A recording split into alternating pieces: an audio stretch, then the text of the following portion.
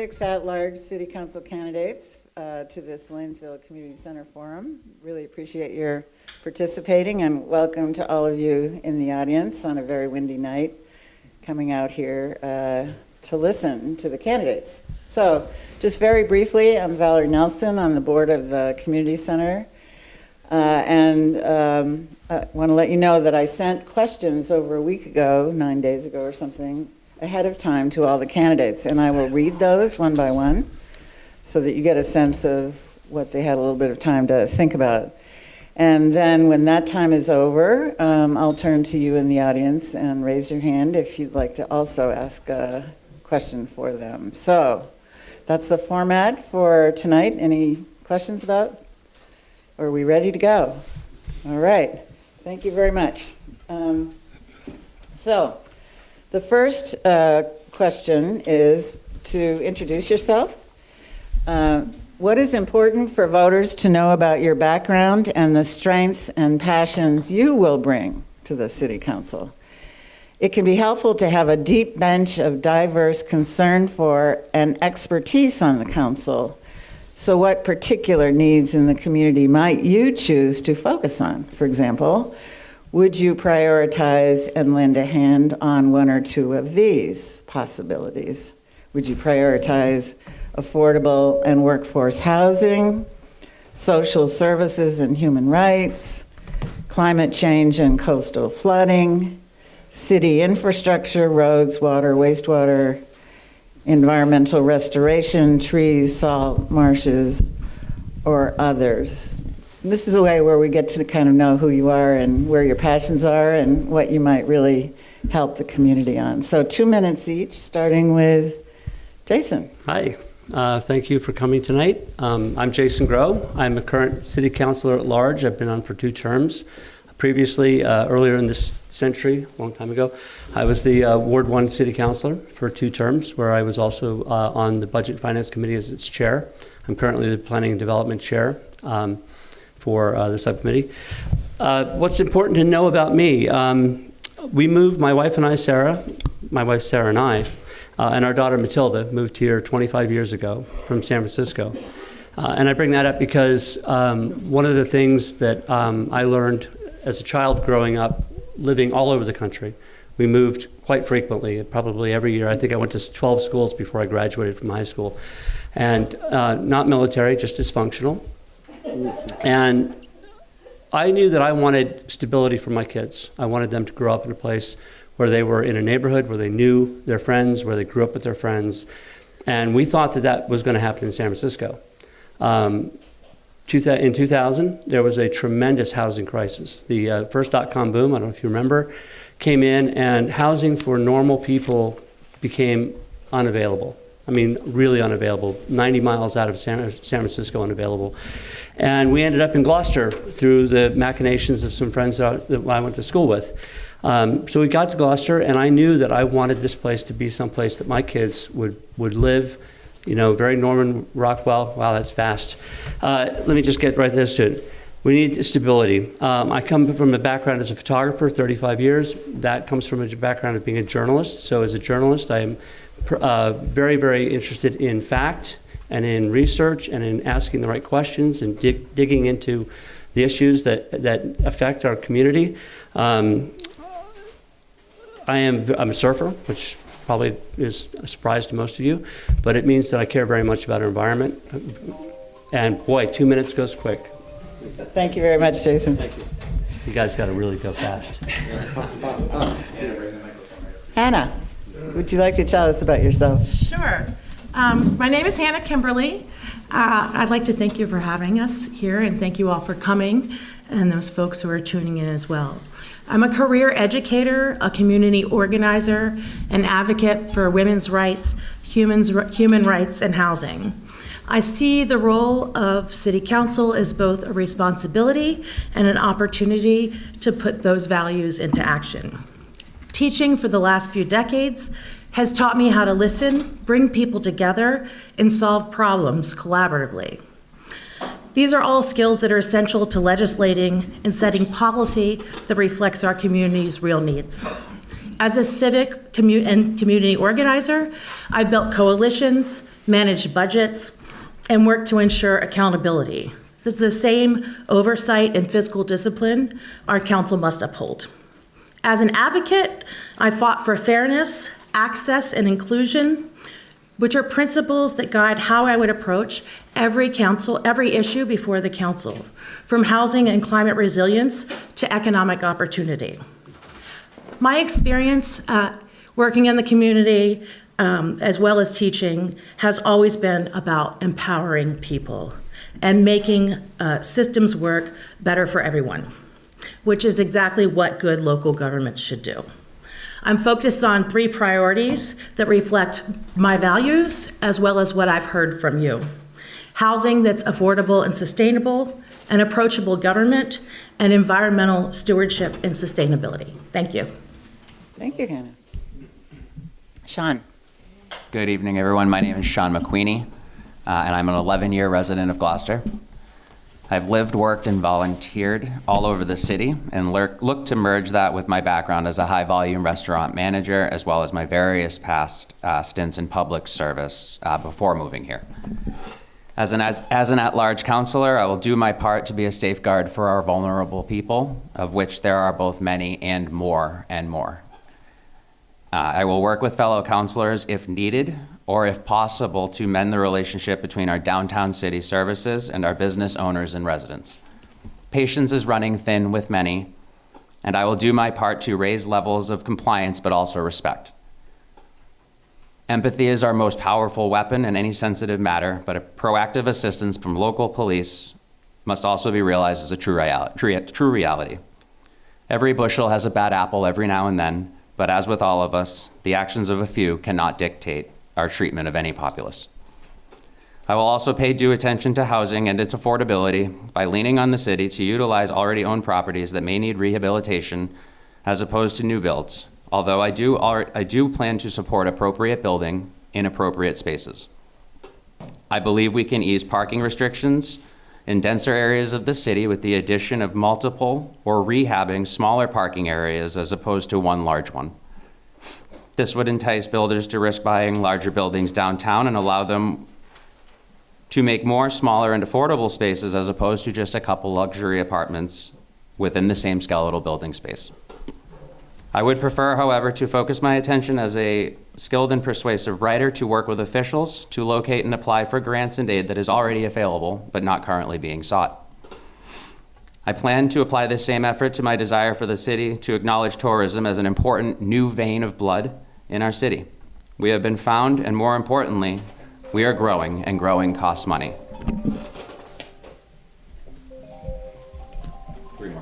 Thank you, Sean. You'll have time towards the end to add whatever you left out. Thank you. Tony. Hi, those who don't know you, I'm Tony Gross, and I'd like to thank the Lanesville Community Center for hosting this forum this evening. Those of you who know me, I'm a lifelong resident of Gloucester.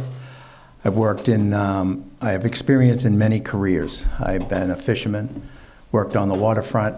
I also worked at our wastewater treatment plant, and I was a home inspector, and I've worked in construction. Now, I mention those because these experiences matter.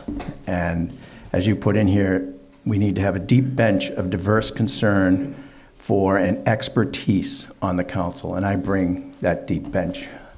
I also served on the school committee for 13 years. I know that perspective of this city, which is 50% of our budget. I also was on the City Waterways Board, 8 years as chair, 12 years on there.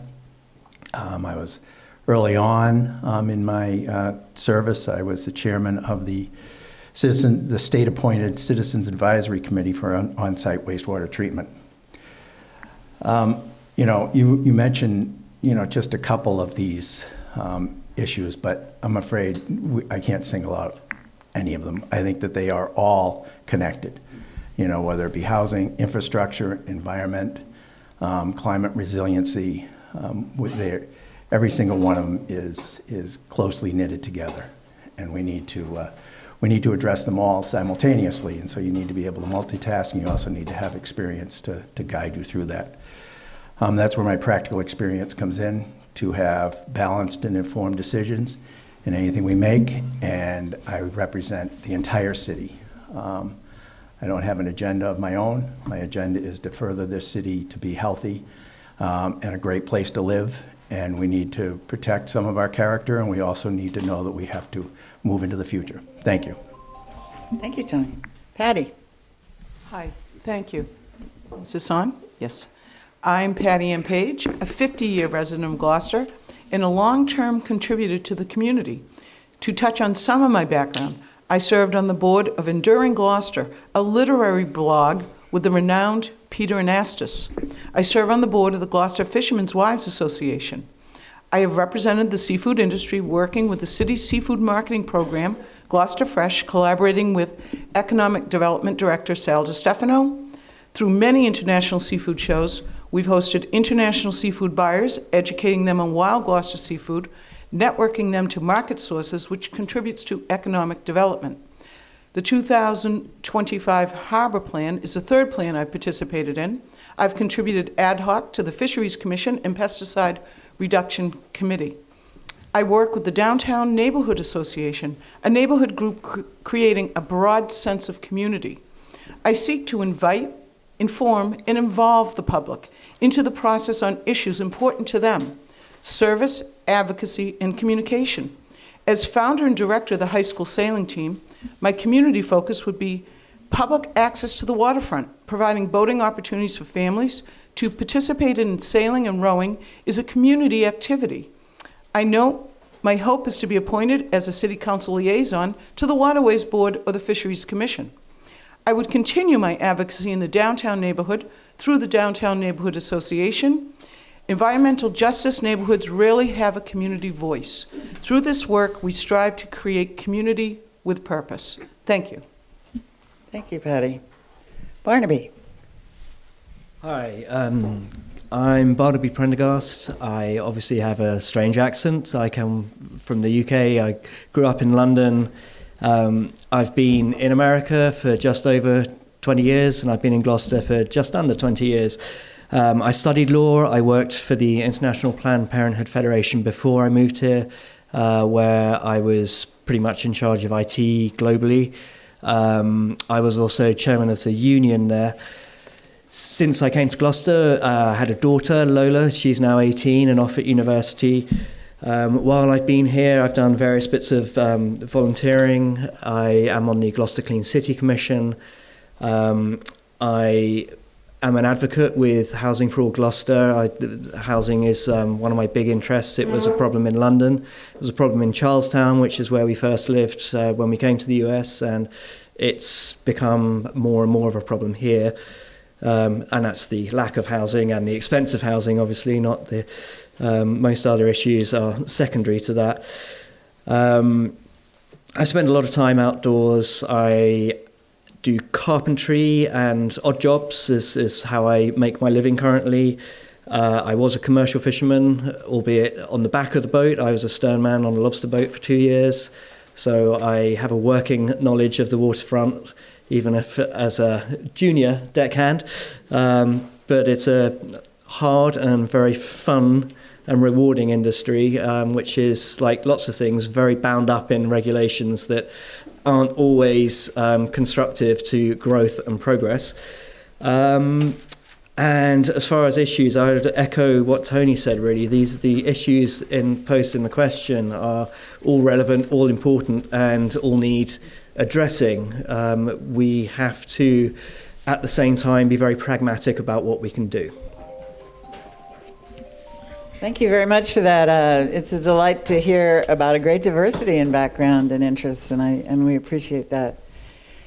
So now I'd like to segue to the public and participation by the public in government. And I've asked for really specific examples as much as generalities about an approach. So many of us in the room will remember 20 or 30 years ago, public participation in Gloucester government was pretty high. Crowds showed up at annual budget and other city council hearings. Volunteers actually led in the development of various plans. City councilors held frequent meetings throughout the city. Do you believe it is important to rebuild public engagement in the processes of government? And here, with some specifics if you can. If so, how? I'd add to that after a few high-profile conflicts in the last few years over topics like housing and waterfront development, do you have some specific ideas for how to rebuild trust and civil discussions among opponents?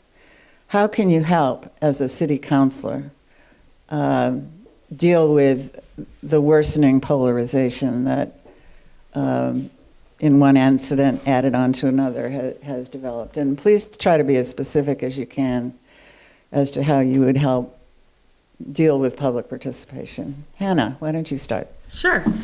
Yes, I absolutely believe rebuilding public engagement in Gloucester's government is important.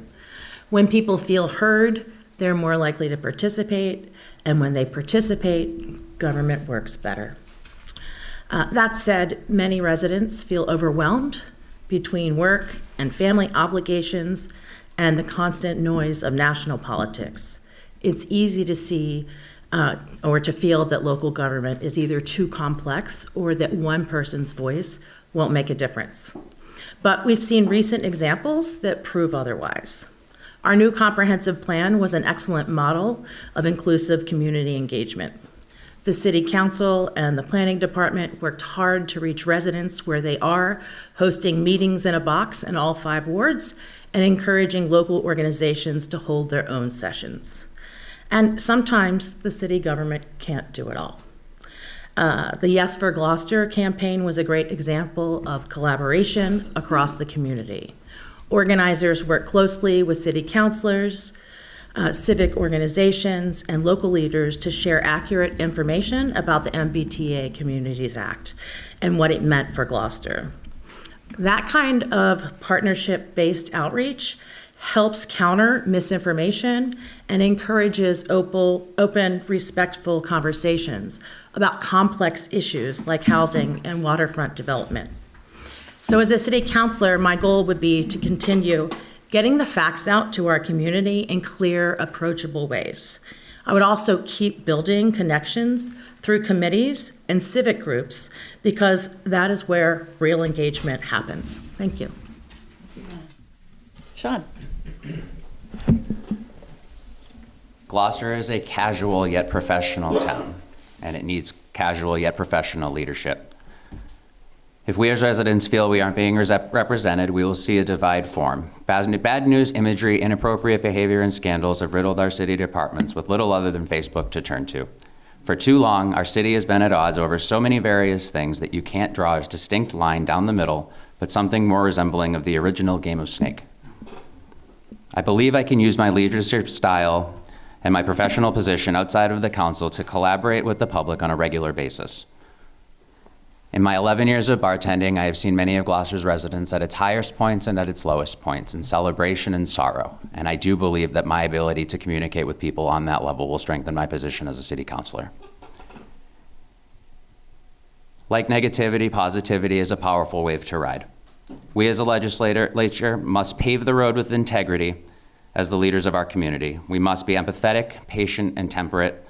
We must also be firm and deliberate in our actions. But we must be open to hearing all angles, sides, and variations of any issue, because I feel that if something is worth saying, then it is worth hearing. As we've all seen, change can create conflict. I am prepared to remain constant that through the process that we go through, that it will be beneficial for all of us, especially our future generations. It is often said that a few eggs must be broken to make an omelet, but I prefer the 1 or 2 eggs in a larger scheme with time, measurement, tact, and patience that it takes to bake a cake. Not agreeing with someone cannot be the end of the conversation. We must get back to being neighbors. Different pockets of different people doing different things with different agendas make a community on paper, of course. But Gloucester has that something special. It is like a special sauce on a burger, and the recipe is so secret, and before we pass it on to the next generation, we need to make sure we have those measurements right. Thank you. Tony. Yeah. In order to increase public participation, we have to recognize that public trust has been down. It's been eroding over the last 30 years, public trust of government. And it's been, not just on a local level. It was driven from forces outside and has filtered into our everyday life. In order to rebuild that, we have to do it with facts, transparency, and respect. Now, we've increased the ease of participation in meetings somewhat through Zoom. It's made it a lot easier for people to be able to be at home, have supper while they watch, or even more conveniently, they can watch later and allow themselves to be, which is particularly important when an issue is being discussed at a committee or a board level that will come before us or at a board where there's a public hearing. And so you can become educated on what those issues are, so you can come prepared to that public hearing to make your voice heard. And I think that needs to be emphasized more throughout the neighborhoods. We need to redo our city's website. That's one of the biggest complaints we hear, is that while everything is there, and I have learned how to navigate it, it is not the simplest thing to do. Now, this takes both time and money. So working with the administration after the election, we will try to find out where that funding could come from. Council needs to act more civilly and accessibly for both the public and towards each other. And the residents deserve clear information and a voice that they feel they have a voice in each councilor. Thank you. Thank you, Tony. Patty?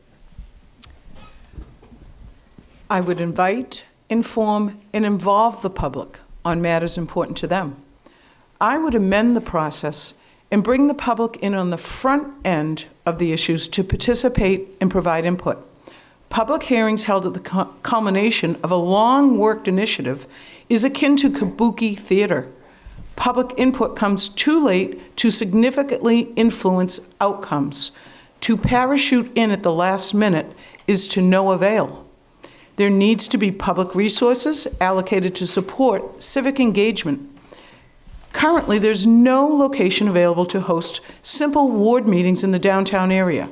We might look towards the Sawyer Free Library community room for collaboration.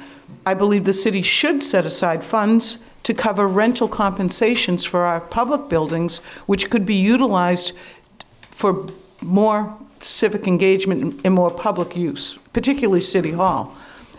Getting to the facts of issues is extremely important, and when our community development brings forward issues, it really is difficult for the public to consume this in what I call planning legalese.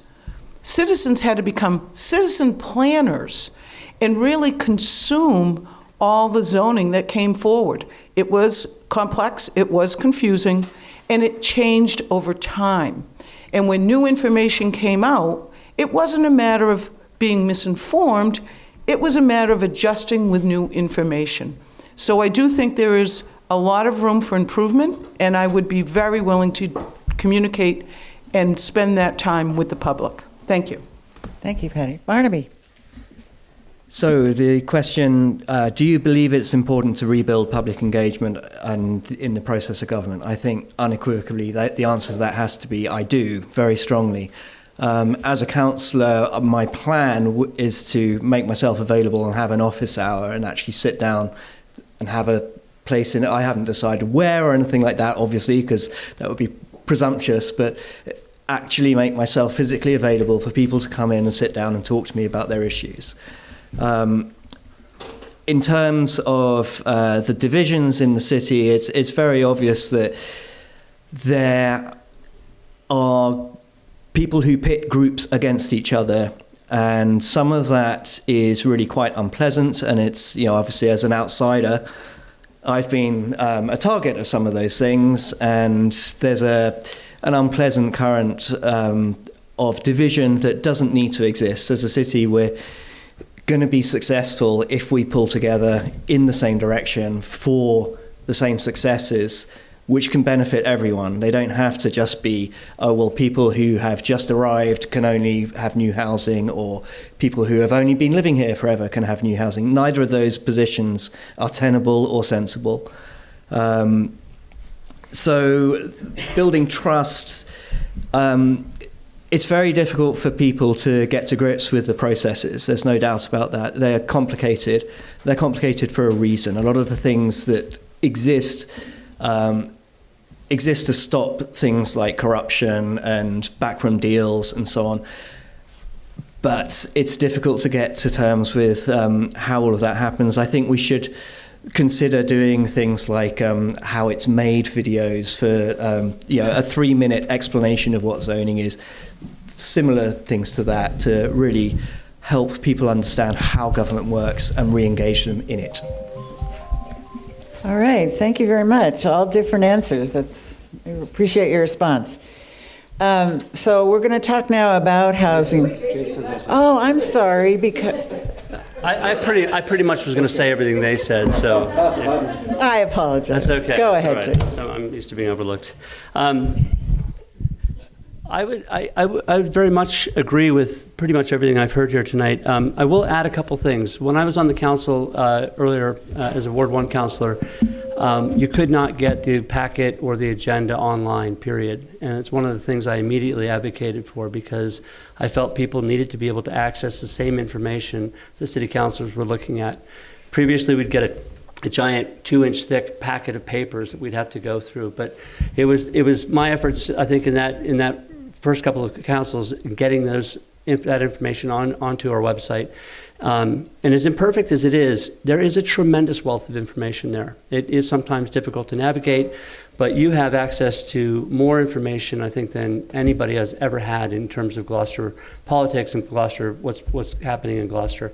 Plus, as Tony pointed out, we've got Zoom meetings. We have Zoom meetings for every board and commission, pretty much, that I can imagine. So while people aren't necessarily showing up at meetings, they are definitely watching these things, and people are engaging at that level. So I'm not entirely sure that we've seen a complete lack of engagement. The other thing is that 90% of what we do as a city councilor is really, really boring stuff. Okay, it's really mundane. It's getting things through the process, and that's what you elect us to do. It's when we get to the big issues, the zoning issues, we had, I can't tell you how many meetings we had during the CPI process and the 3A process, and before that, the zoning changes. The idea is we have to listen to the community. We have to make ourselves available. I am always available on the phone, via email, however you need to get a hold of us. It's something that we have to take on as counselors, to hear what you have to say, hear your questions, and find a way to help you get the information you need. Plus, I want to kick in really quick saying, subscribe to the Gloucester Daily Times. Engagement in the public is about getting information, and that is a tremendous source for us to do. Right, good, Dan. I'll take that as a, yeah. And sorry again, Jason, That's okay. for that. No. I wanted to get it in there. And another different answer, so we appreciate the diversity in thought there. So now we're going to turn to the big ticket items that a number of you have mentioned, housing and economic development, and in two parts. So on housing, and not just general principles, but what kind of agenda action items do you have in mind? So residents have been concerned for years about the interrelated problems of affordable housing and overdevelopment. I would say I've asked a lot of these questions 6 years ago, 4 years, 2 years ago, and then this year. In your view, how did we get into this predicament? How did we get here? Where so many of us living here and our children cannot afford to buy or rent in the overheated real estate property markets. There are many different policies and investments that could be made going forward. What measures to deal with the housing crisis are on your list for actions to be taken by city government? And we'll start with Sean. Not incredibly long ago, we had multiple generations living together in the same homes. As times went on, homes were built on adjacent properties to allow for expansion. As larger parcels were developed commercially, both residentially and industrially, around the various landscapes of the city, the spatial requirements for new neighborhoods have become increasingly more sparing, sparking the need for new innovative thinking. Coming from Peabody myself, I did what many transplants did, came up the line. I moved to Manchester first, then Gloucester a few years later. Fast forward to today, and now we have our own Starbucks and Chipotle, and as I was reminded today, J.Crew. And some of us can almost see the Target symbol somewhere at Gloucester Crossing. To get past today's overdevelopment, we should consider rezoning where and how we can build. By lessening the tension in some areas, we can alleviate it in others. We must also be aware that we are trending towards being a larger city than we already are, and must be vigilant of that as well. If where we are already isn't scary, imagine what it could be in 15 or 20 years or more if we aren't careful with what we do now. While we are still a smaller city, I would also like to get a better understanding of our AMI comparatively to the Boston metro area. I'm sure there are many people in this room that can educate me on that right this second. But it is my very basic understanding that Gloucester's median AMI is only 80% of the regional figure of $112,000 and change. This is unfortunately, I'm gonna skip that. What I can do effectively is work with the city economic coordinator and hopefully the grant writers and/or the firms we can hire to do that for us to ensure we are doing everything we can to get every dime we can. Unless I'm mistaken, the city of Gloucester does not have anyone applying for grants, and to me, that is unacceptable. I would also ask her for help with our downtown businesses and appearances. Just like we eat with our eyes, we should strive with pride to keep our streets clean and weed-free, and yes, we all loved the lights. Thank you, Sean. Tony, housing. Yeah, housing. So housing is not just a local issue, it's national, it's global. You know, we can take small measures. This past year I sponsored, and the council fortunately agreed with me for the short-term rental ordinance that was in response to keeping year-round rentals. I mean, it'd be interesting to note that there's over 30 short-term rentals on Main Street. Those were apartments that were always year-round rentals. So it did not just go to outer neighborhoods, it was right in the inner city also. That's one of the efforts that we've needed to do that I put forward. Zoning, when you do zoning update, I think that during the development process, the public needs to be brought into it before it winds up actually in the planning board. The administration, I think, Gloucester needs to recognize what it wants to look like in the future. And it is up to us, because we all live in the neighborhoods that say, affordable housing, the old adage is affordable housing sounds great until there's an address. And we need to recognize those addresses are in our own neighborhoods, and we need to work together to come up with solutions to try to help build more housing so that our folks can live here. Doing nothing is not an option. Let's just face that fact. And we have to balance, growth with consideration of the character of the neighborhoods, and we need to maintain that we want these to be livable and available to working families.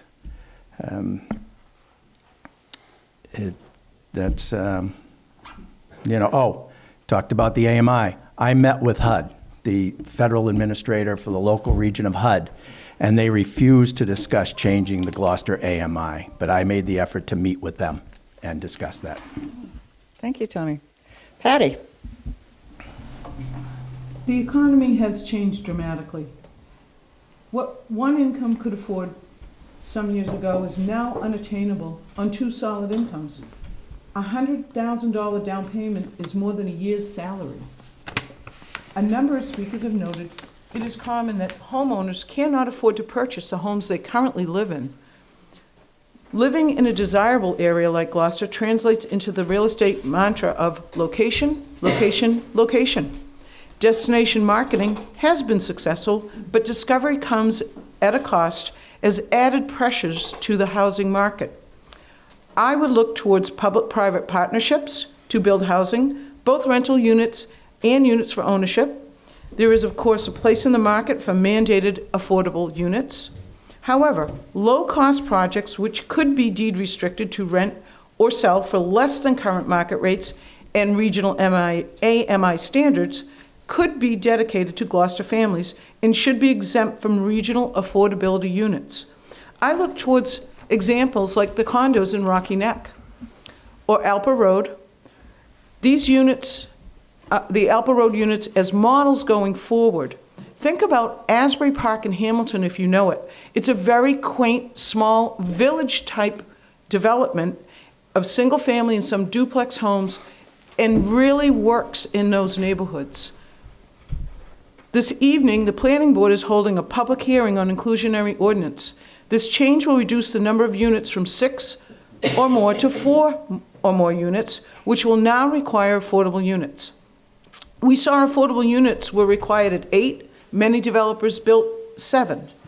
When they were 6, they built 5.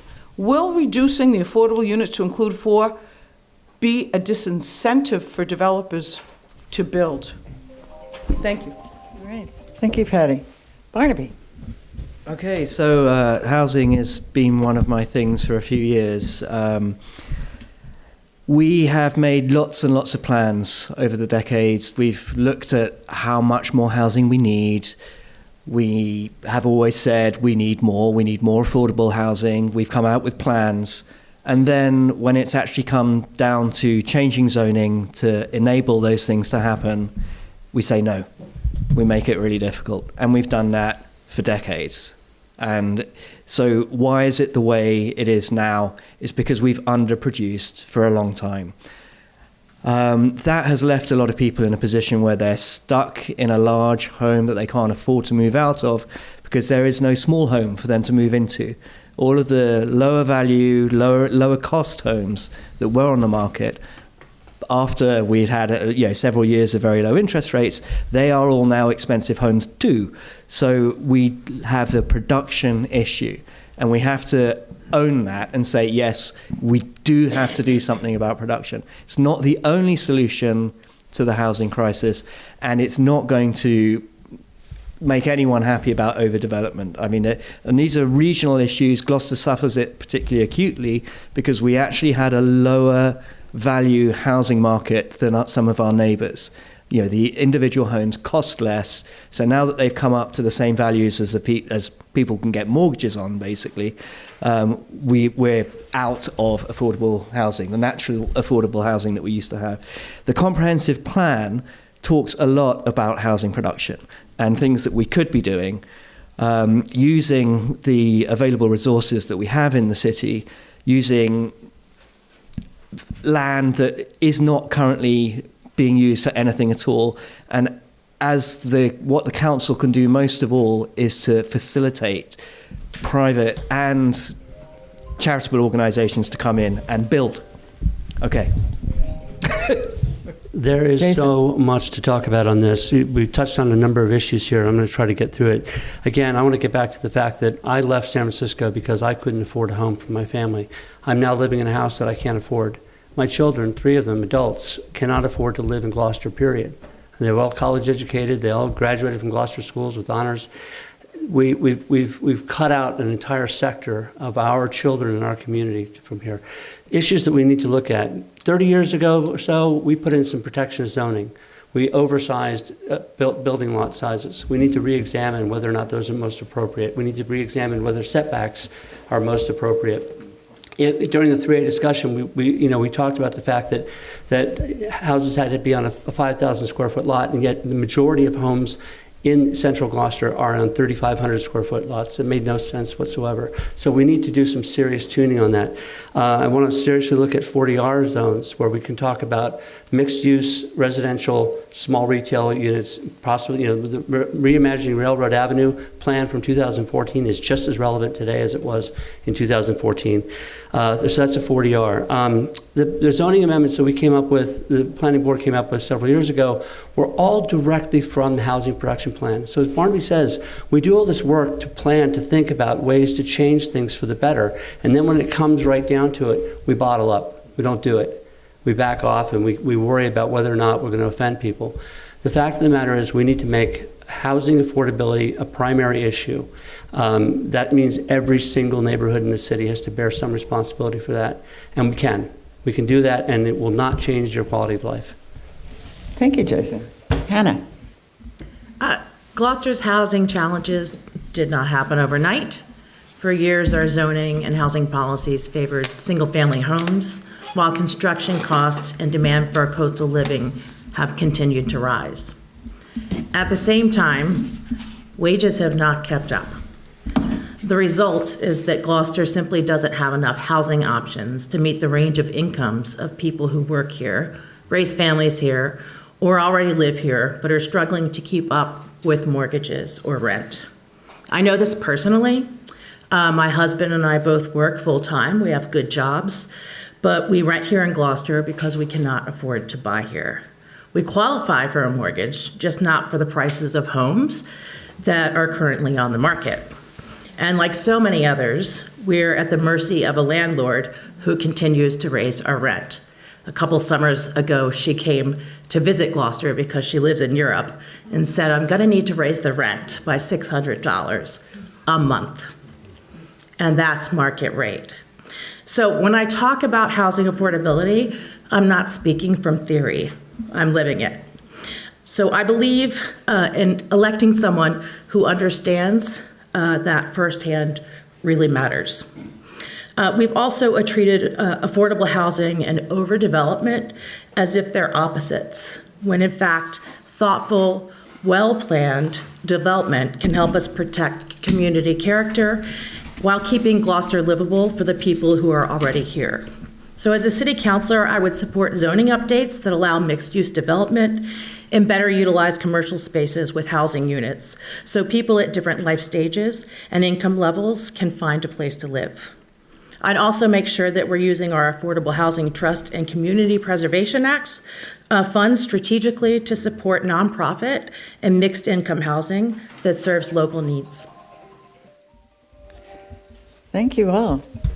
Very different questions and answers again. So now we're going to turn just briefly to economic development. And for those who are unaware, the city has recently hired an economic development coordinator, Emily Sloan. Welcome, Emily. Are there one or two specific parts of the Gloucester economy that you would like to make sure that she focuses on as priorities, and why? For example, downtown small businesses, fishing and marine industrial, tourism, manufacturing and the industrial parks, construction of new and rehabbed housing, healthcare, or other. She's going to have to prioritize, we already know. So what would be some of your priorities for economic development now that we have a new coordinator? Tony. Well, again, I think all of those need to be focused on. To support small business, they're working right now on the business improvement district for downtown businesses. Also, I believe that they need more help from the city for keeping Main Street itself, we're just talking Main Street itself, clean. That's important. Also, during seasons, decorating the Main Street. We need to promote tourism responsibly. Right now, it is our #1 blue economy engine, and we would hope that the marine industrial, not complex, but businesses, which we need to work with mass development on the State Fish Pier, and we've also seen a resurgence in some of the businesses downtown. I mean, not downtown, on the waterfront. We've seen a couple of young businesses start up, and we need to work with the EDIC and the new wastewater treatment plant will help people with less requirements for pre-treatment, which will allow them to operate. Yeah, thank you, Tony. Patty. Those are 2 minutes. Gloucester's economic opportunities. 1 minute, by the way, sorry. Oh, okay. I wrote you 1 minute. All right, Yeah. can we start that again? Gloucester's economic opportunities lie in ocean economies. Our proximity to the water is foundational. It stands as Gloucester's comparative advantage. Gloucester's fishermen feed the nation. The harvest of local, wild, clean seafood has a future because food security is national security.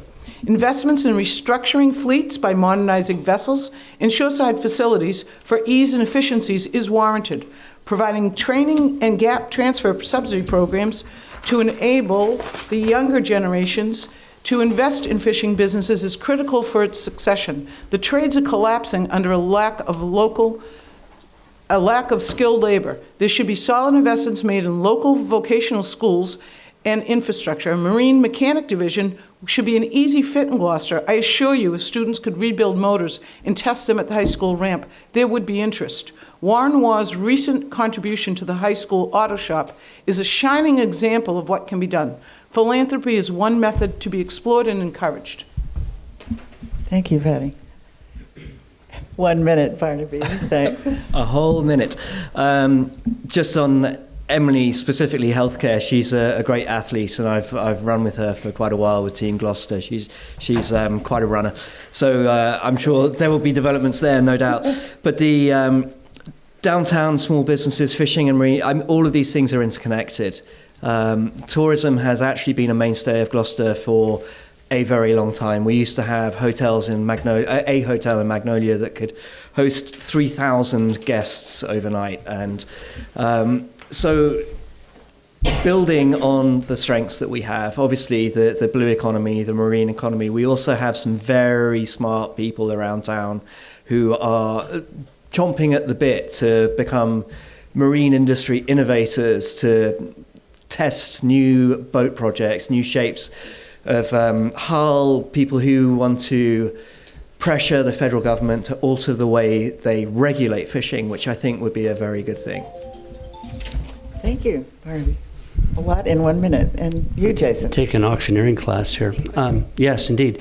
So one of the primary things that we have going against us in terms of bringing companies here and industry here is the fact that our actual infrastructure, our electrical infrastructure, our internet infrastructure is below quality for 21st century businesses. So I would like to see our EDIC director working with utilities to upgrade that functionality of our industrial parks, because businesses won't come here if they can't afford to operate, if they don't have the electricity, if they don't have the basic structure. So we need infrastructure development, and I think that's an important thing. On the small business front, again, the 40R prospect of putting a multi-use overlay district downtown to encourage the development of small retail spaces and build businesses.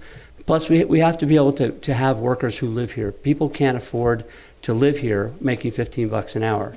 Okay, they can do that somewhere else, but they're not going to do it here. So we need to get good jobs for people to be able to afford to stay here.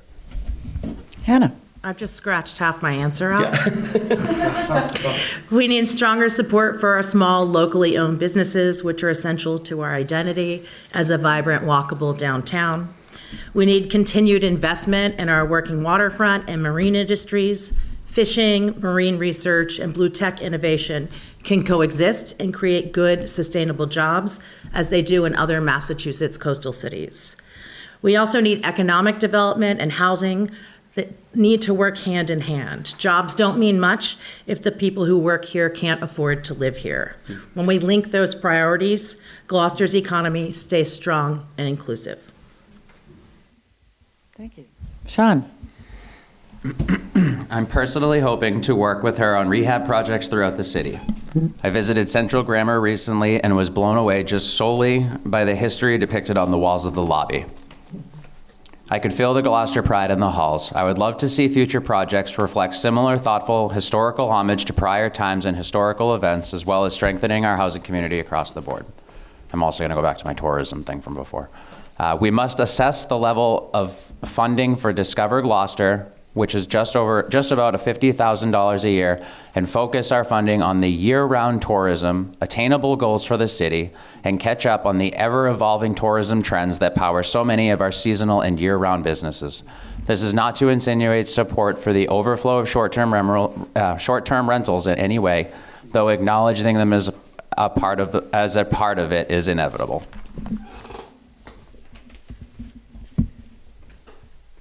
So, thank you. You started it. Right. Okay.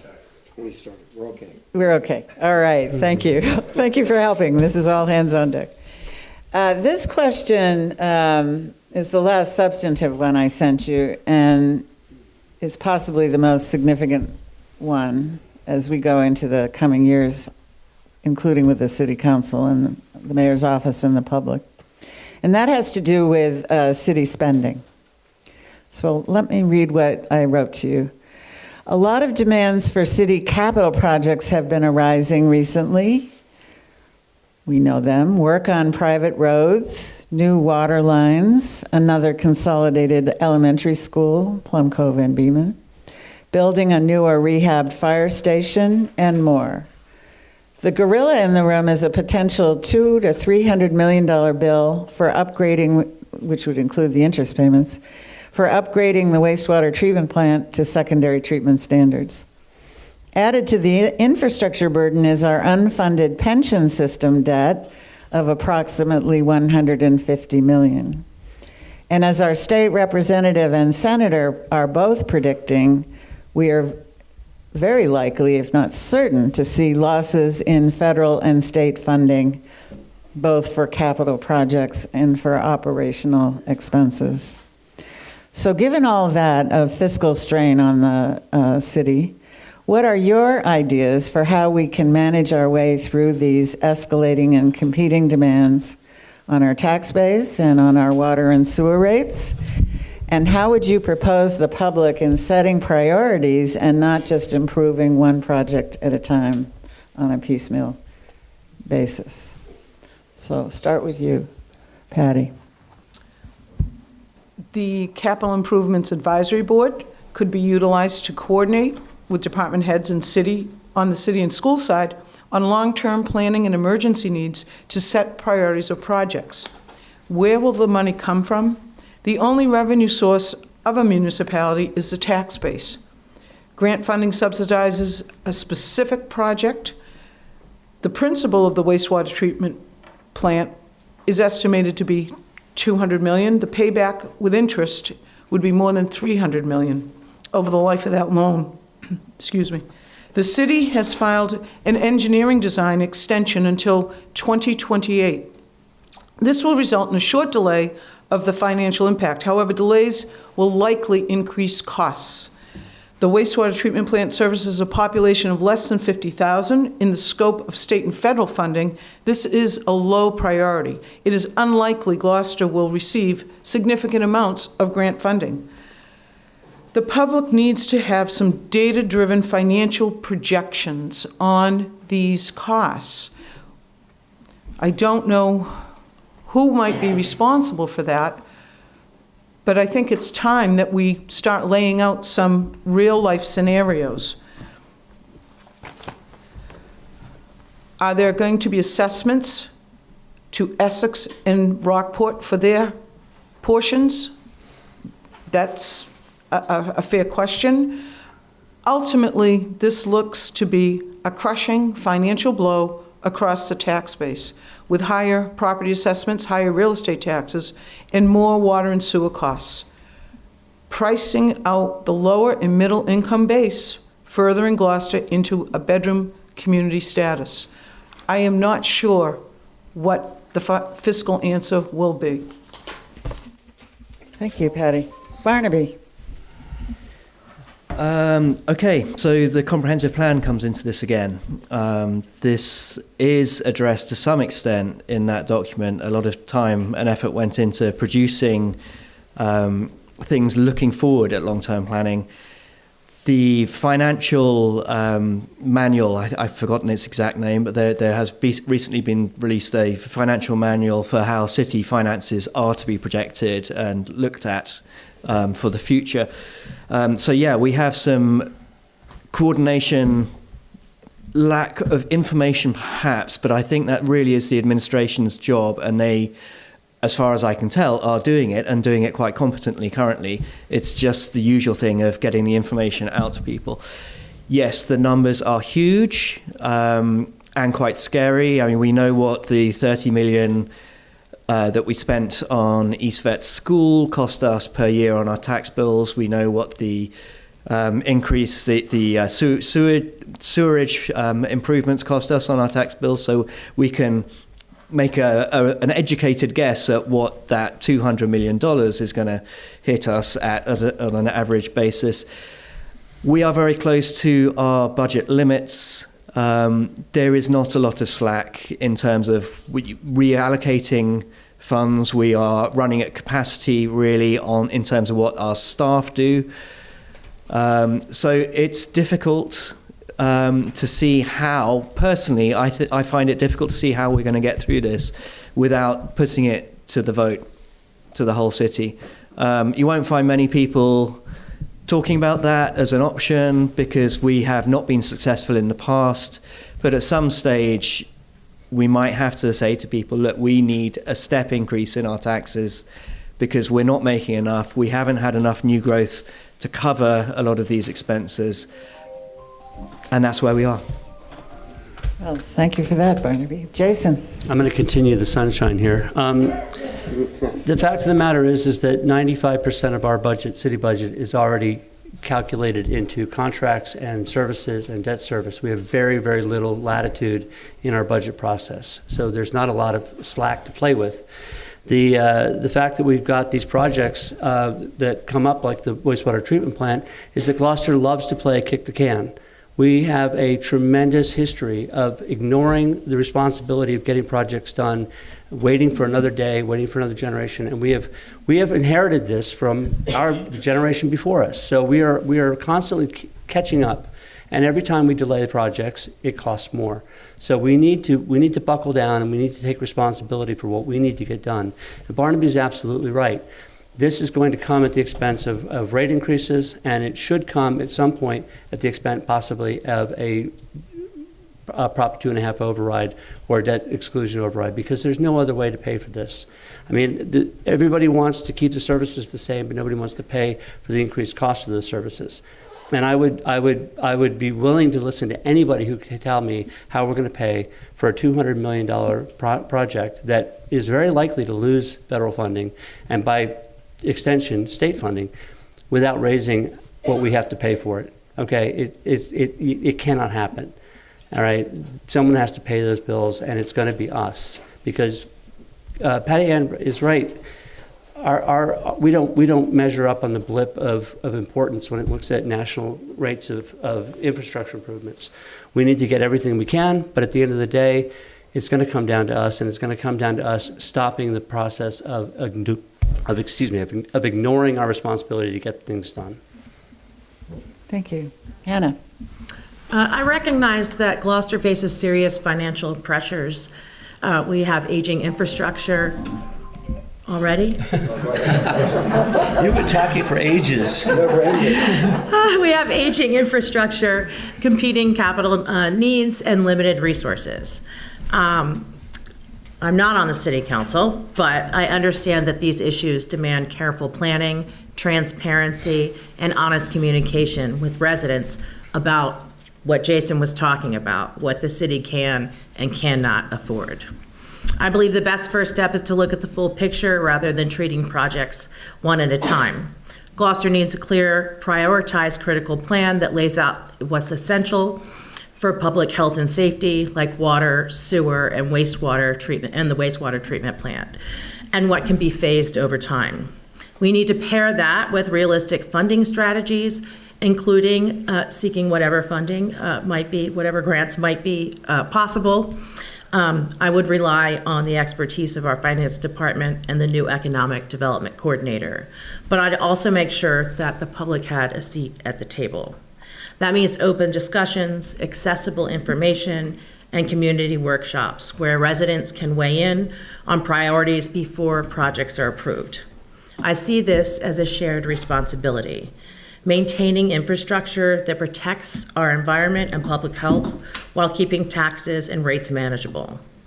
I would view my role as a counselor to ask clear questions, to be transparent, and help residents understand how today's decisions affect tomorrow's costs. Thank you, Hannah. Sean? Something I'm interested in learning more of is the integration of a potential municipal energy program in Gloucester. I've been asked by enough people that I am curious as well to know if this would open up the opportunity for more alternative energies,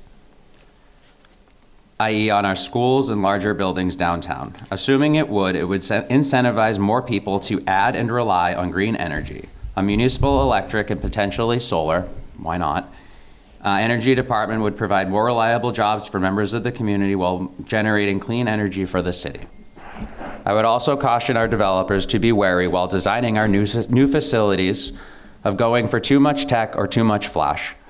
Every room of every facility we build does not have to be smarter than everyone sitting inside of it. How much technology really needs to go into a certain building isn't an area of my expertise, but I'm willing to bet that it's easy to overdo very easily. Energy efficient lighting is fantastic, but if no one is shutting the lights off, what's the point? In the effort of transparency, I feel as though the public has a right to know how the city is spending their tax dollars and should help to decide how we navigate through the seeable and unforeseeable projects that arise. More importantly, we as a government need to deliver a more maximum return for our dollar. Bigger is not always better, but it is always more important to do it right the first time, whatever it is. Something I have come to enjoy is attending various meetings for various groups throughout town, and it is only in these settings that the voice of a neighborhood or a group of similar people is heard. I have heard also on more than one occasion that it is unusual for a city councilor or candidate for that matter to attend such a thing. If elected, my priority will be to hear your voices and, more importantly, echo them right back into the ears that need to hear them. Thank you. Thank you, Sean. And last, Tony. Hey, thank you. So let's start with the elephant in the room here, since we're in Lanesville, right down the street from Plum Cove. As far as I know, there are no plans for consolidating Beaman and Plum Cove. So just let's take that off the table. We must plan and not react. Now, the comprehensive plan lays out the unanimously voted by the Capital Improvements Advisory Board's guidelines and procedures for 10-year planning. And we need to make certain as councilors that the administration follows through and implements this 10-year planning. And it needs to be clear, transparent, for all to be able to understand. Residents need to be able to have access to the data. They need to have access to what our priorities are, and they need to know what our outcomes will be. We've had to exercise fiscal discipline now for a couple of decades. We have pared down now we're at the point of, if we continue to cut our budgets, we will be cutting services to our residents, and that's not something I think anybody wants to have. Now, as far as the $200 million wastewater treatment plant, I know that right now we are actually seeking help through the state revolving loan program that does offer some forgivable loans on that. So hopefully we'll be able to get at least $100 million out of that group, out of low interest rate loans. Answer Patty's question, yes, Essex and Rockport are going to be held accountable for their share. And that's it. All right, thank you all, and I appreciate, it's not all sunshine necessarily, and so it's good to hear. Let's bring some sober talk in here too. So the last question is really open-ended. It's your chance to, we call it, you want to make a campaign pitch again, or add in anything else that you wanted to respond to or couldn't include, and you have 2 minutes to do what you'd like. Barnaby. Okay, I'll start with a point about the budgets, which, sorry to come back to this, but I should have mentioned it before. We have a cap of the overall cap, so the total amount of money we're allowed to raise as a city is limited with an annual increase of 2.5%. We have had inflation for a few years higher than that 2.5%. Effectively, that's a budget cut. So although the department has been very conservative, the finance department has been very conservative in order to put money into capital improvement funds and so on, we really are up against it on the budgeting front. The lines are going to cross, and very soon we're going to have higher financial commitments than we have income for. and that's going to involve borrowing and so on. So anyway, that was what I was going to say in terms of my vote for me pitch is as the council, what we can do is make things easy or we can make things difficult. I believe we should be facilitating Gloucester's progress. We can't stop change, but we can shape it. And I want to do that from the basis of evidence, rationality, pragmatism, and genuinely looking long-term at the future of Gloucester, as well as short-term at the immediate issues that we absolutely have to address. And I'm going to give up those 30 seconds because I think you've probably had enough by now. Can I have them? Can I have his 30 seconds? Jason, whatever you'd like. Yes, 2 minutes. I'm just going to lay it out here. I've got one agenda, really, frankly, and that is creating a community for my children to stay here if they so choose. At this point, right now, that's not a possibility, and I think that we have a lot of hard work ahead of us if we're going to try to regain the ground that we've lost in that regard. My wife works at the Open Door. We see on a daily basis the strain that working families have in this community and how difficult it is for them to make ends meet. And she will tell you that given a choice, people will give up food before they will risk being homeless. Okay, this is a really, really tough environment to be in for people in the middle and working class. As far as my concerns are, I want to, housing affordability, we've talked about it. I think it's an existential question in our future.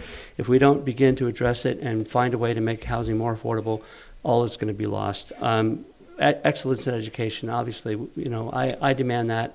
I've had that. My kids had that. We have it in our schools. I've always said we have a real problem selling our schools. We have a lot of great things going on in our schools, so we've got to continue that and fund it properly. Economic investment that brings in well-paying jobs. It's not enough just to bring jobs. We've got to bring jobs that people can afford to live on. They've got to have living wages. They've got to be more than $15 an hour.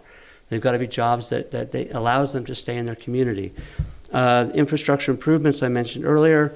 This supports business, this supports residents. This is all stuff we need to do.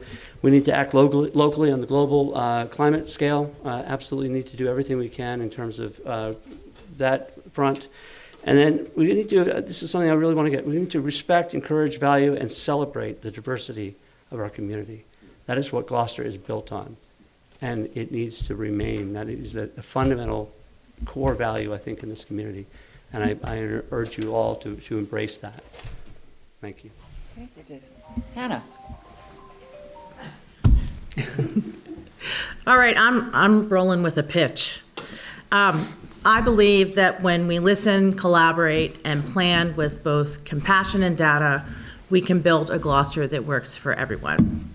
My experience over the past decade as the president of the League of Women Voters of Cape Ann, my work with the Gloucester Human Rights Commission, my work with Women's Equality Cape Ann, and my work with Housing for All Gloucester has all inspired me to run for councilor at large. I believe in housing that's affordable and sustainable, approachable government, and environmental stewardship and sustainability. I'm proud to be pro-data, pro-safety, and pro-community input, because good governance means not just talking about ideas, but measuring incomes, adjusting when necessary, and always centering people over politics. At heart, I'm a teacher, and teaching has taught me that progress comes with collaboration, curiosity, and care. As your counselor, I'll bring those same values to every conversation and every vote. So please vote for me. I'm number 2 on the ballot on November 4th. Thank you. And Sean. Thank you very much for the opportunity to speak here tonight. I am very much so looking forward to this opportunity to be your city councilor.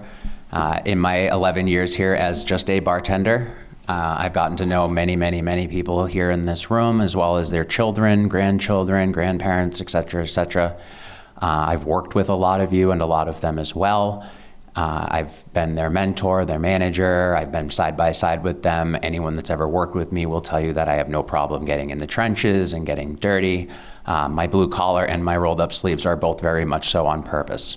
I would very much so like the opportunity to go to work for the city of Gloucester and make sure that you are all taken care of. I'm only at the age of 39, but I also represent a lot of your children and a lot of their children and the young families that are struggling to stay here in Gloucester right now. I believe that combined with my job and my ability to be approachable to people that are in my age bracket, I can help bridge that gap between local government and those families that we're all talking about like they're not here. Tony? Yeah, I bring effective leadership through my vast work experience that I've been lucky enough to be able to have, and also my service record in the public arena here for the city of Gloucester has also brought me a wealth of experience to know how to get things done. I don't go on Facebook and advertise that I got stuff done. I just quietly, someone calls me, I have this problem. When you're in the Lanesville package store, ask Brett if I fixed something recently for him. And I just tackle the problem. If the problem is not fixable, I will do my best to explain that. And that's my approach to my job, is to be honest with people and not lead them down a primrose path by promising things that I cannot deliver. We need to continue, and I know the council that I'm on now, continue to support our most vulnerable among us. And I work hard, as I said, for common sense, practical solutions that put the community first. And my insight into many things in this city, because I've lived in many neighborhoods, so I know how life has been affected in those neighborhoods. And I know when we bring particularly zoning things forward, I know what has happened in those neighborhoods because I lived there. And I will waive my 30 seconds. Thank you very much. Oh, and vote for me, please, on November 4th. First one to say that, Tony. Patty? I have over 3 decades of public service and community engagement with Gloucester's waterfront and neighborhoods. I bring unmatched experience and deep knowledge of the issues to the race for City Council. I will strive to invite, inform, and involve citizens in public affairs. During a 32-year career at National Marine Fisheries Service in federal law enforcement, my work was rooted in problem solving and public trust. I was founder and director of the Gloucester High School sailing team, now in its 20th season. Again, Gloucester's opportunities do lie in developing ocean economies. Our proximity to the water is foundational. This provides Gloucester a comparative advantage. Investment in the seafood industry is long overdue. Gloucester fishermen feed our nation. The harvest of local, wild, clean protein has a future because food security is national security.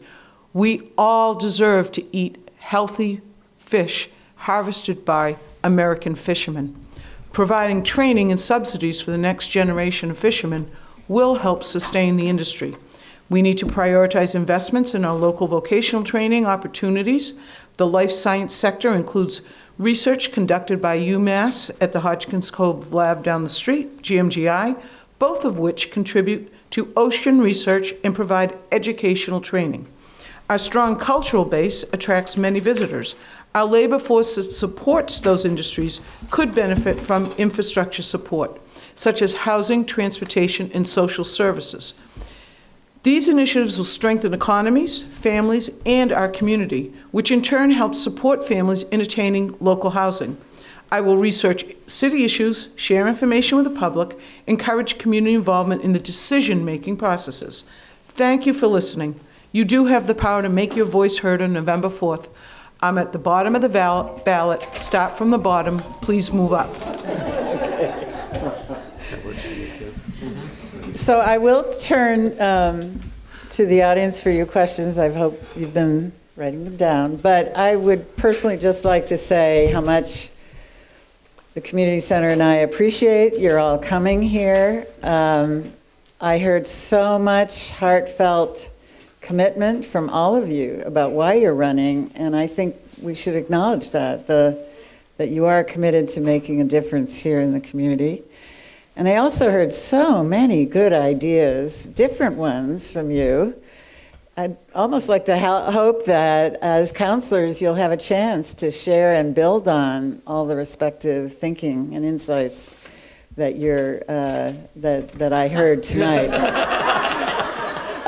Yes, I know, but I'm the host.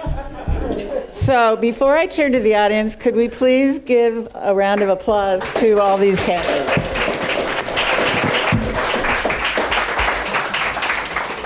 All right, so we have said a minute each, so I will have to pass along the microphone, and then you'll have to help with, and I guess we'll start with you. Okay, Susan.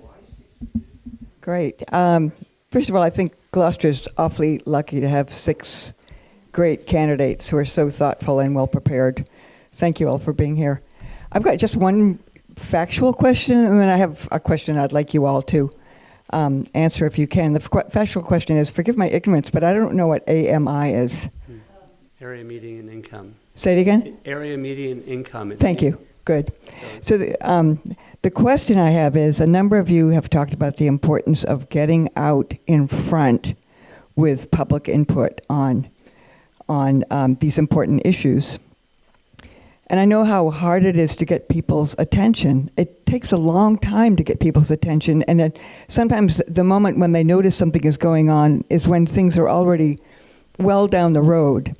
So do you have any ideas in this fragmented media world on strategies for getting people involved earlier? Is it my minute? Okay. Part of the issue that I think we have faced as a council is that we're bound by a lot of rules on when we can bring things up, when we can talk about things, how many councilors can be in a room when we're talking about these things. When we did the zoning amendments 3.5 years ago, we took a concerted effort to go out to the community and try to answer questions and to make ourselves available on that front. The 3A was a similar thing. We found that there was so much misinformation going on that we were able to go out and actually create opportunities for people to answer questions. We did a long, almost an hour long with Good Morning Gloucester, and met a lot of people through that. And we're able to give them facts and figures and information that was actually valuable. So those are the kinds of things. Any outreach we can do publicly, individually, in small groups, we can do. We do have to be careful about open meeting law, and we're bound by all these things that prohibit us from doing the things that we might want to do to get those things done.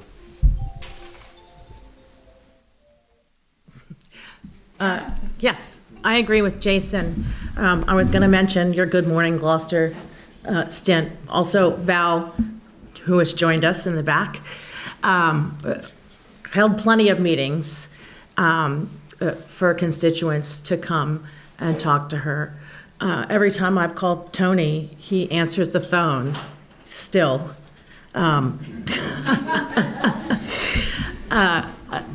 I think more of that, more of meetings for people to come, like I'd mentioned earlier, over the 3A already. And we just need to continue to push. Facebook's great too. It can also be a mess. But it's also good for getting information out. Sean. Yeah, I mean, I definitely agree with what they said before. I mean, I think the information is oftentimes there. It's just how we find it and then how we go about getting a hold of it. All right, thanks for having me. But I mean, if you subscribe to the text messages from this city, then you get the text messages from this city. If you get the Gloucester Daily Times, then you get the news that we get from the Gloucester Daily Times. Unfortunately, it is scattered, and you sign up for the text messages, you sign up for the emails, and then hopefully you get one or the other. But I think our job as counselors is just to work together, to work with all of you, and to work with our ward counselors specifically to get the word out as things are developing and as they're happening. Tony. You ready?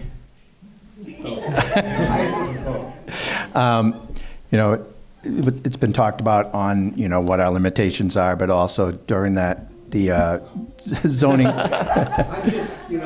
during the zoning amendment process, Jason's substanding committee, planning and development, did a meeting in every single ward.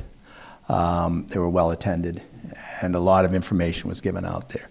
There is a lot of misinformation out there too, unfortunately, that happens. I don't know it's up to us as citizens to, decide to find out the facts. Also, the city's Facebook page could have more information on that. Sometimes that's been a frustrating source of frustration for us. And, we talk about the Gloucester Times and, they're here tonight, but it's out of a lot of people's price range. So we need to be able to get them the information so that they can come to a meeting, watch the meeting, and watch the meeting even after the fact. Patty? Hi, yes. I do believe the basis is to invite the public. You have to invite them, you have to inform them, and then involve them in the process. Issues that affect people, if they can relate to that, that's when they engage.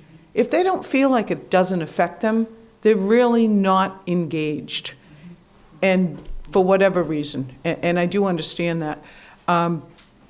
Again, if there's an issue on a city agenda, I've been very effective with delivering that news.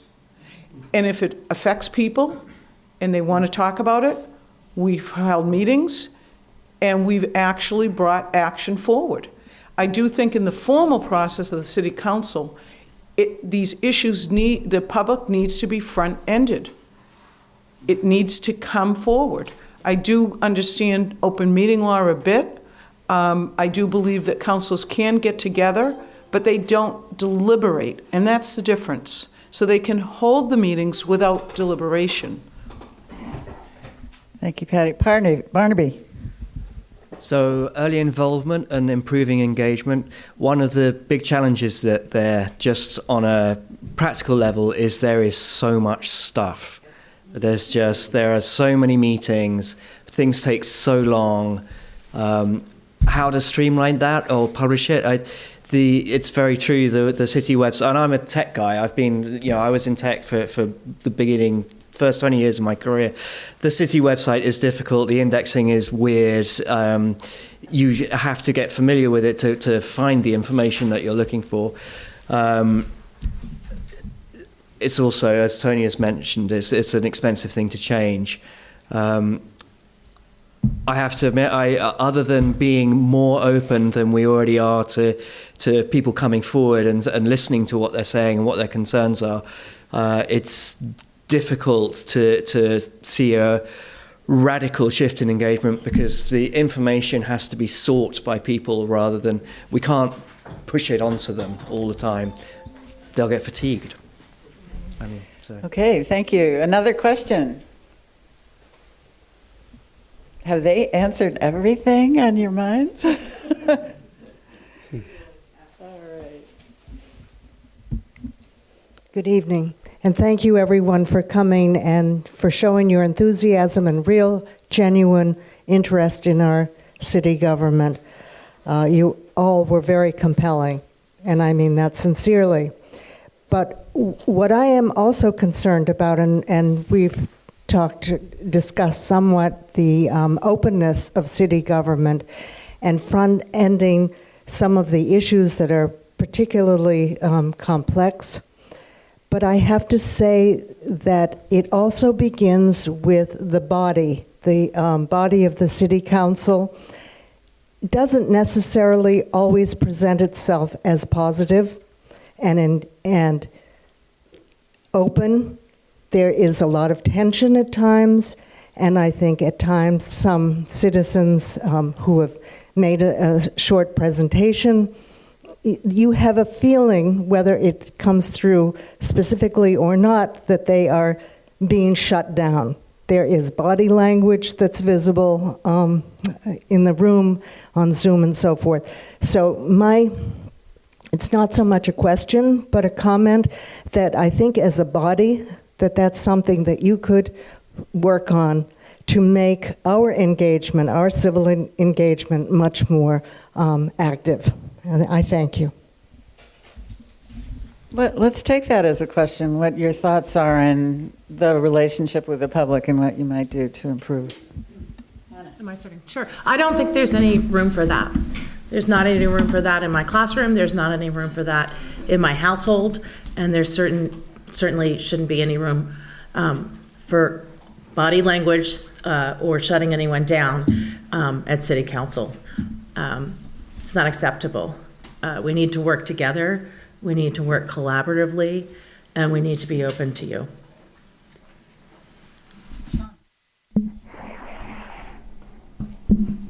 It turns out I can pull a lot from bartending as a city councilor.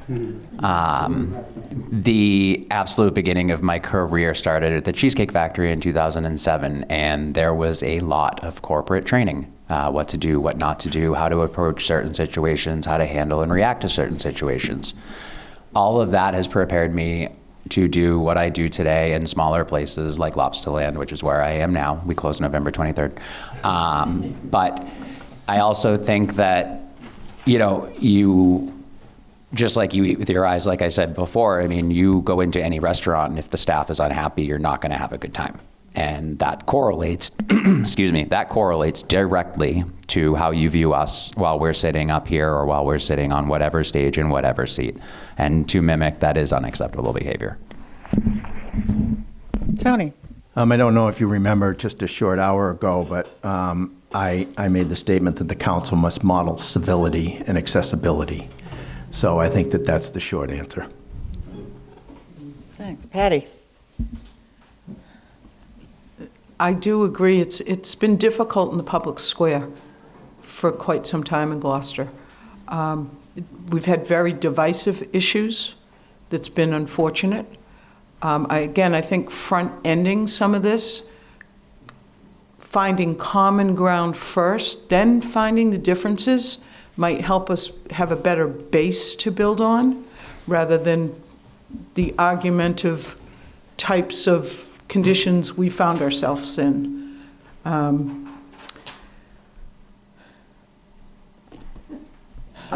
see. Barnaby? Yeah, pretty much what Tony said, actually.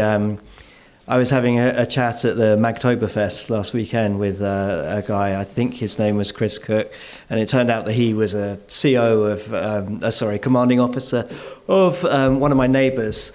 And I bumped into my neighbour today, and I said, how's it going? Oh, by the way, I met somebody who you were in the army with. And he said, great guy, leads by example, leadership by example. That's all the way through. And that's exactly Tony's thing. And we're all humans, so nobody's going to be perfect. Everybody's going to slip up from time to time. You have a bad day, you stubbed your toe, you've got a actually, I have a wasp sting on my head right now from earlier on at work, and it's there the whole time, but that's what if there's a bit of give and take there, accepting that people aren't perfect, but trying to be good. My Jason. turn. I think absolutely civility is the way to go in terms of getting respectful discussion and dialogue going. And to hear that you feel that way means that we haven't always been very good on that front. And I guess the answer is to say I'm sorry if you felt that I was that way, and it will give me the opportunity to do better in the future. We are thinking about a lot of things up there. Sometimes we may not be as attentive as we should be, and again, I take responsibility for that. We're also very passionate people, so the occasions when we get into little fisticuffs on the council, it's out of the urge to push our point sometimes, and God knows I do that more than my share. But thank you for the feedback. All right. Do we have any more questions? Well.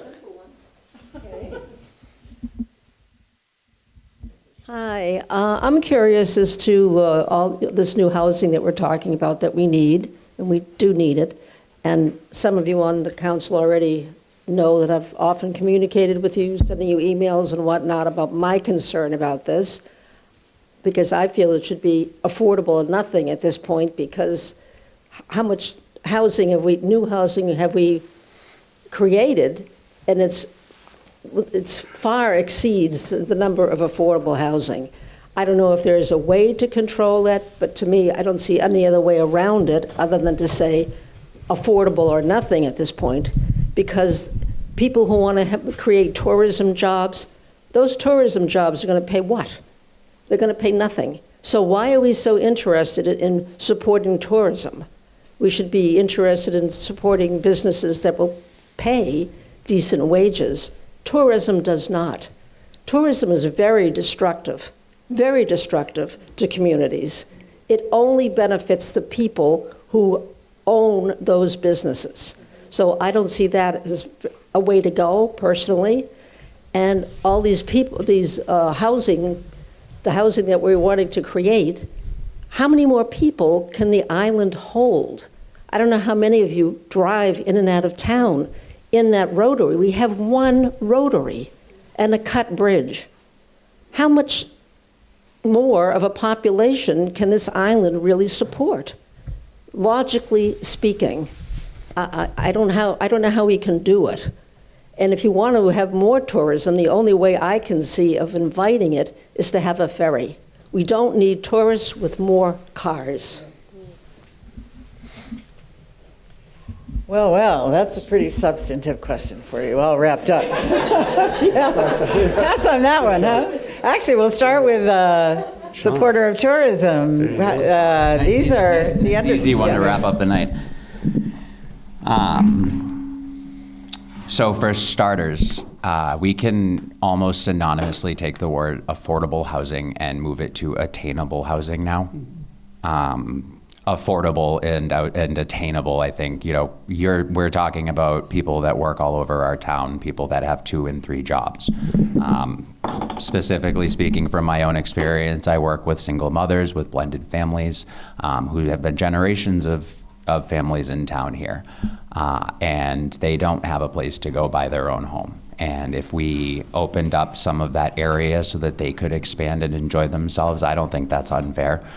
As far as our tourism being destructive, any large population anywhere is going to be destructive. It's how we respond to that and how we roll with those punches and how we adapt to it. We've been very rigid here in Gloucester, and we haven't been doing the adapting that we've needed to be doing. Tony. So on the tourism front, Gloucester's always had a very healthy summer tourism season. It is limited to really July and August. The businesses do tend to, it's not just the single business. It's several, it goes out into, gas stations, restaurants, the shops. It goes into, many facets of our economy. We also, when I was on the Waterways Board, we, created the launch service so that we could have that as a entry point for tourists on the water who have more money than most people do to drop in our streets. So that was one thing that we did back on the Waterways Board. And what was the other part of the question? Oh, infrastructure. Patty. For the housing piece, I'm not in favor of the state model AMI affordable. It doesn't bring the housing, the low-cost housing or the attainable housing, as Sean has termed, to Gloucester. And Tony has gone towards HUD. They are not going to listen to us. Again, I do think there are models that will bring low-cost attainable housing. The condos in Rocky Neck, the Asbury Park, as I told you, Alpa Road. There are ways to do this, I believe, and do it well for our community within our character. Tourism, not to downplay it at all, we've always had tourism. It is a byproduct of our natural beauty here and the working waterfront. They'll work hand in hand, but you do have to have a balance between tourism and what the residents can support. Thank you. Barnaby.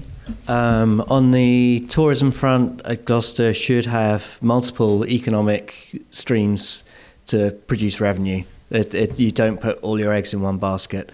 We've seen what happens with even quite big cities when they're reliant on a single industry, and that industry changes or moves over offshore, and the city becomes defunct effectively as a place to live. Very cheap, but defunct.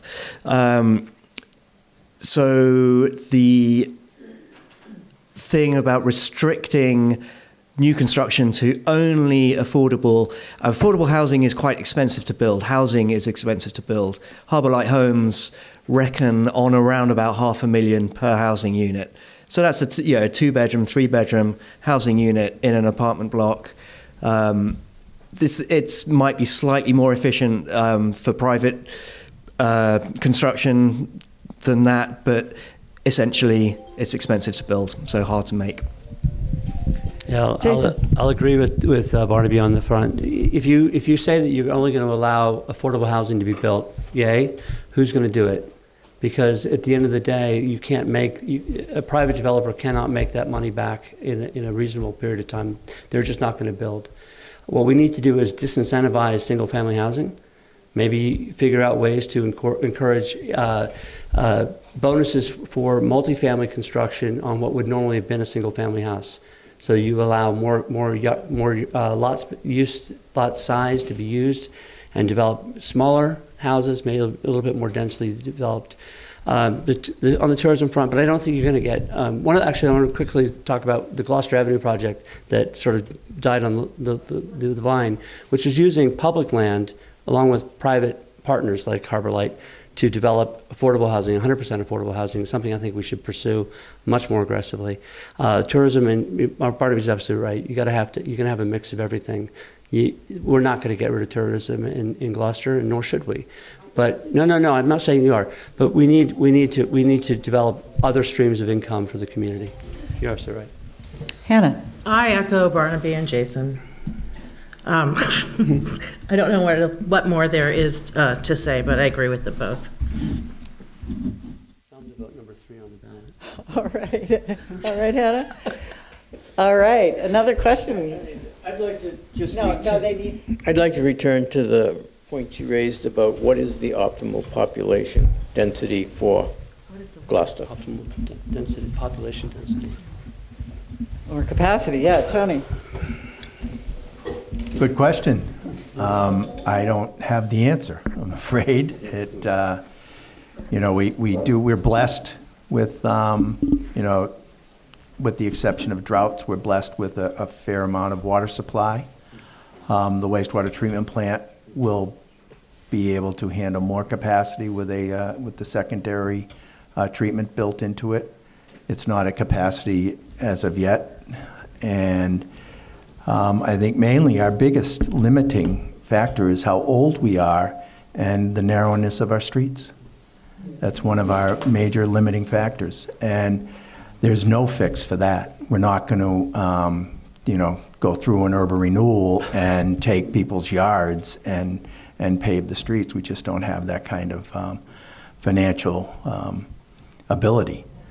So it's hard without, being asked, off the cuff on what the answer is to that.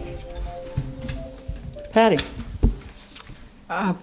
Optimal population density. What's I think interesting about Gloucester is it stayed relatively stable at almost 30,000 people for quite a long time, which makes me puzzled about a housing shortage.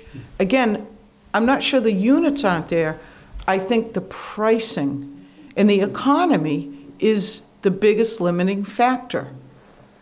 As Hannah pointed out, good jobs, Gloucester people qualify for mortgages, but not at the price point we're at today. I don't know how to change that or fix that. Again, building housing is part of this formula. And does that increase our population, make it so our infrastructure is stressed and strained?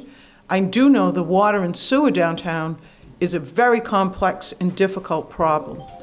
Thank you. Barnaby.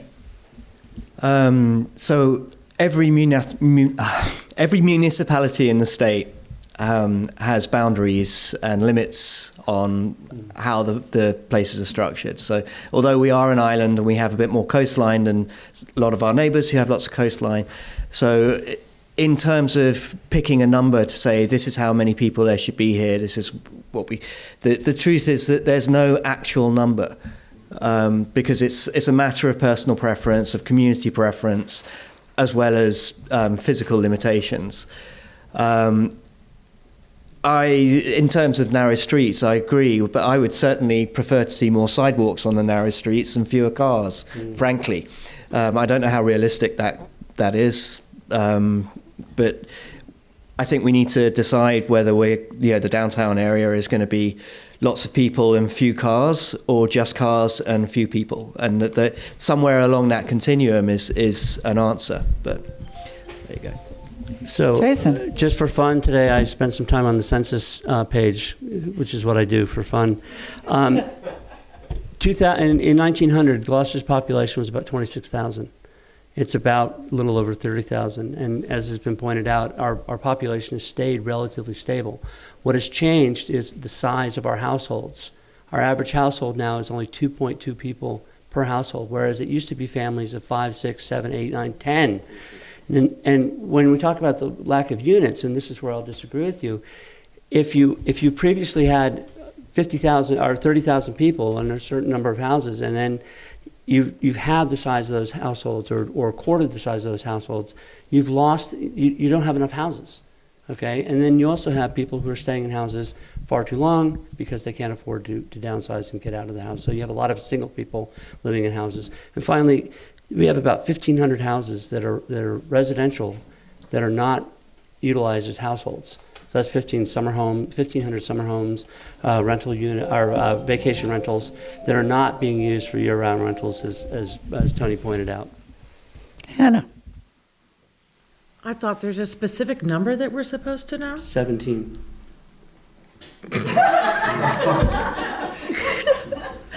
I think I've already said this, but the idea of zoning updates for housing, mixed-use development, better use of commercial space, I think that could help things. Sean. I was not going to say 17, so I'm happy that wasn't the answer. I was wrong. It's 42. I'm also number 5 on the ballot, just so everybody knows. No, I mean, if you literally pull out your phone right now, take a look at your map of Gloucester and zoom way out. There's a whole bunch of space here. We just have everybody crammed into one micro downtown area or lots of little areas. Everyone relax, take a breath. I'm not saying we're building houses all over the green area. What I'm asking you to do, and I'm truly asking you to do, is go out and speak to the people that are in my generation.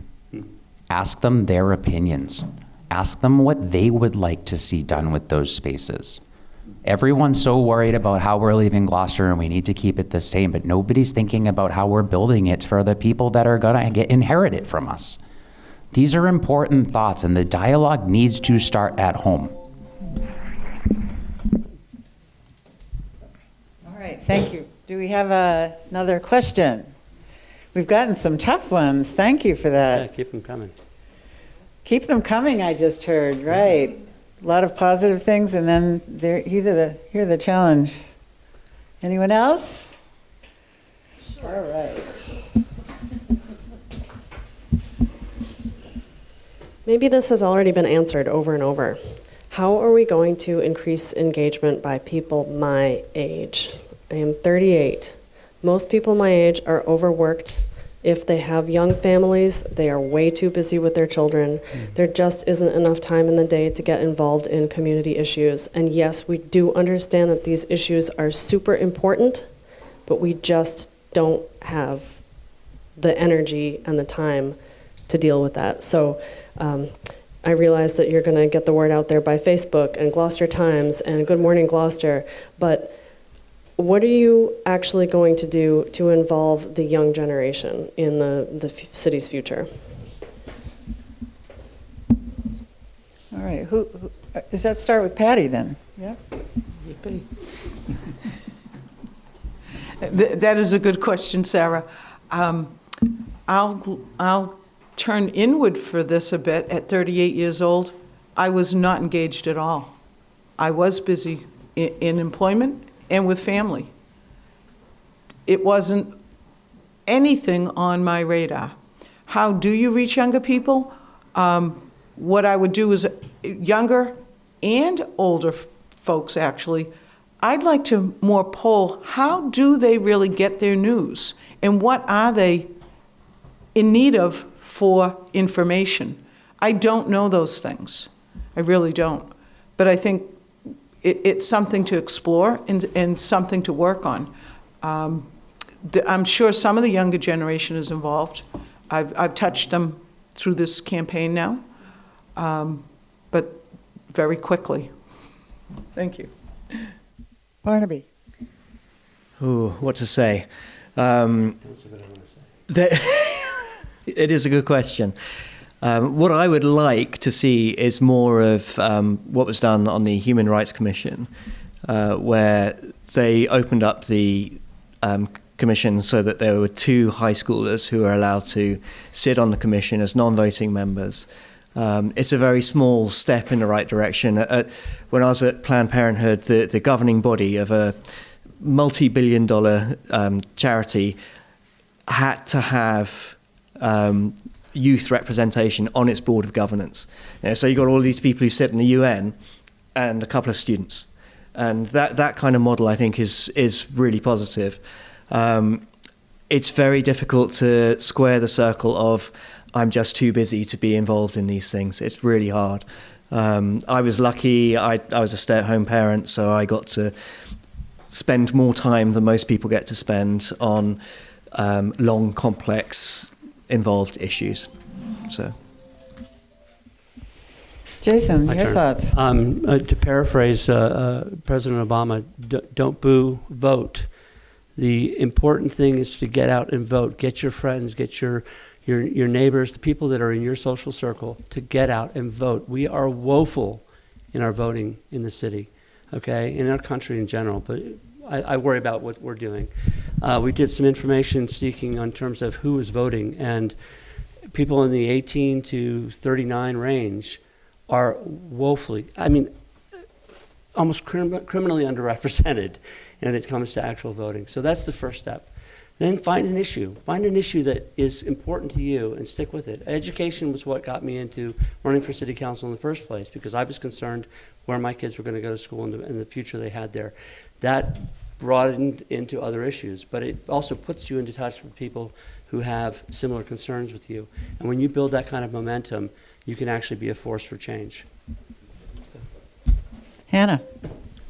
Barnaby stole my answer because I'm on the Gloucester Human Rights Commission, but I will also say it's his daughter who was our high school representative. So there's that. Vote yes, and find something that matters that you can get involved in, even if it's just one thing. Join us at Women's Equality Cape Ann. All right, thank you, Sean. I think to answer your question, I think getting more boots on the ground and getting us to you is more helpful. I know I see you guys, a lot of you guys out in public when you come visit my restaurant, or some of you donate things to the Grace Center where I am on Monday mornings.